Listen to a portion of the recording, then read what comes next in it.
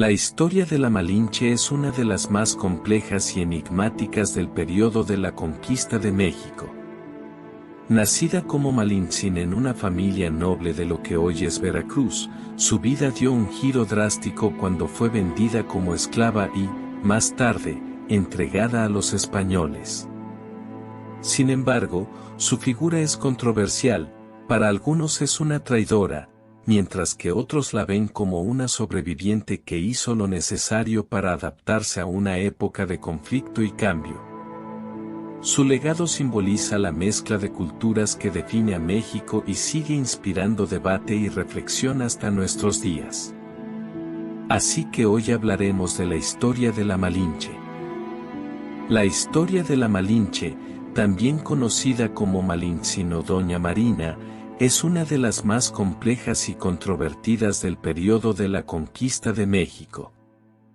Nació alrededor de 1502, en lo que hoy es Veracruz, en una región habitada por el pueblo náhuatl, y se cree que fue hija de una familia noble. Desde temprana edad, Malintzin demostró una inteligencia aguda y una habilidad excepcional para los idiomas.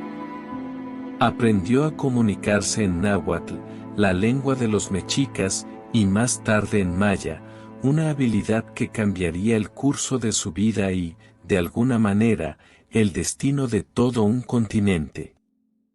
Sin embargo, su vida cambió drásticamente cuando fue vendida o entregada como esclava, una práctica común en esa época para las jóvenes nobles que perdían el favor de sus familias.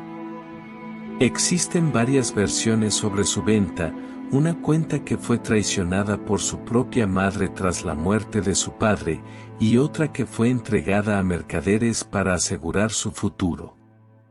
Sea cual sea la razón, Malintzin se vio obligada a dejar su hogar y comenzó una vida de esclavitud, primero con los mayas y luego con los mexicas, asimilándose a una vida nómada y de cambio constante. Cuando Hernán Cortés y su expedición española desembarcaron en las costas de Veracruz en 1519, Malintzin se encontraba bajo el dominio de los mayas en Potonchán. Durante la primera batalla entre los españoles y los mayas, conocida como la Batalla de Centla, los líderes mayas decidieron pactar con los recién llegados. Entre las ofrendas de paz, entregaron a 20 jóvenes esclavas a los españoles, y entre ellas estaba Malintzin. Para ese entonces, ella ya hablaba tanto náhuatl como maya, lo cual resultó ser una pieza clave para Cortés y su avance en territorio mexicano. Rápidamente, los españoles notaron el valor de su habilidad lingüística, ya que ella podía comunicarse con los pueblos indígenas en su propio idioma. Al unir fuerzas con Jerónimo de Aguilar, un español que hablaba maya tras años de cautiverio en Yucatán, lograron establecer un sistema de traducción. Cortés hablaba en español, Aguilar lo traducía al maya, y Malintzin lo traducía del maya al náhuatl. Con el tiempo, la Malinche aprendió español, convirtiéndose en una traductora y consejera indispensable para Cortés. El papel de la Malinche no se limitó a la mera interpretación de palabras. Ella ofrecía conocimientos culturales y políticos sobre los pueblos indígenas, advirtiendo a los españoles sobre las rivalidades entre los mexicas y los pueblos sometidos bajo su dominio. Su capacidad para entender las sutilezas de la diplomacia mexica permitió a Cortés construir alianzas estratégicas, principalmente con los tlaxcaltecas, quienes también resentían el poder del emperador Moctezuma. Sin ella, la conquista de México tal vez no hubiera sucedido de la manera en que lo hizo. En Tenochtitlán, la gran ciudad mexica, Malintzin se encontró cara a cara con Moctezuma, el emperador del poderoso imperio que dominaba el centro de México. En las reuniones con Moctezuma, Malintzin fue la voz de Cortés, interpretando tanto el poder como las intenciones de los invasores. Su cercanía con Cortés la colocó en una posición compleja, servía a los conquistadores, pero era consciente de la destrucción que su avance traía a su propio pueblo. La relación entre Malintzin y Cortés iba más allá de la interpretación, ella se convirtió en su consejera y, eventualmente, en su compañera.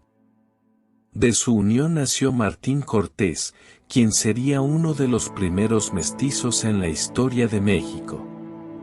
Sin embargo, la cercanía de Malintzin con los conquistadores generó diferentes reacciones entre los pueblos indígenas. Para algunos, era una traidora que ayudaba a los extranjeros, para otros, era una sobreviviente que aprovechaba su situación en un mundo de dominación y violencia. Después de la caída de Tenochtitlán en 1521, Malintzin continuó acompañando a Cortés en sus expediciones por otras partes de México, actuando como su traductora y guía en sus interacciones con otros pueblos indígenas. Sin embargo, una vez que la conquista se consolidó, su importancia en el proceso comenzó a disminuir. Cortés la casó con Juan Jaramillo, un oficial español, con quien Malintzin se estableció en una pequeña propiedad. Poco se sabe sobre sus últimos años, y su vida posterior sigue siendo en gran parte un misterio, pero se cree que murió joven, alrededor de los 25 años. La figura de la Malinche ha sido interpretada de muchas maneras a lo largo de los siglos. Para algunos, es una traidora que facilitó la caída de su propio pueblo, mientras que para otros es una víctima que, en medio de una situación de opresión, hizo lo necesario para sobrevivir. Con el tiempo, su figura se ha convertido en símbolo de la complejidad de la identidad mexicana, representando tanto el mestizaje como la lucha de una mujer atrapada entre dos mundos. En la historia de México, Malintzin simboliza el mestizaje cultural y la mezcla de sangres que nació durante la conquista. Su vida y su P.